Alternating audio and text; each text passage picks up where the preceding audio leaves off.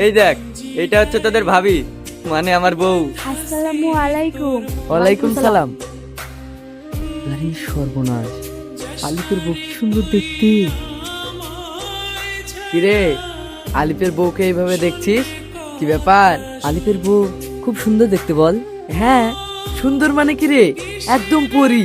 এই এলাকায় একটাও নাই ও সামান্য চাকরি করে এত সুন্দর বউ পেয়েছে, আর আমি শালা এত টাকা পয়সা থাকা সত্ত্বেও প্রেম তো দূরের কথা, বিয়ে করার জন্য একটা ভালো মেয়েও পাচ্ছি না। কপালে নাই ঘি, ঠক ঠকালে পাবি কি, সবই কপাল রে ভাই। তুই যদি সাথ দিস তাহলে এই কপালটা আমি নিজেই তৈরি করে ফেলবো।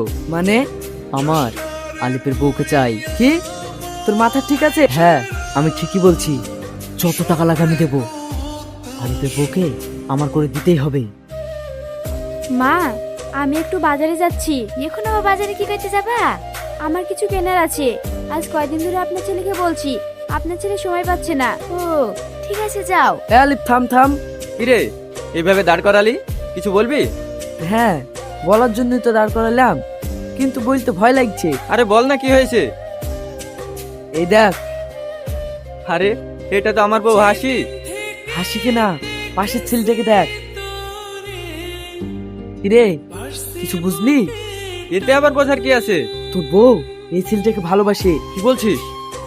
হ্যাঁ, বলতেও খারাপ লাগছে, এটা কখনোই ভাবিনি তোর বউ এরকম হবে।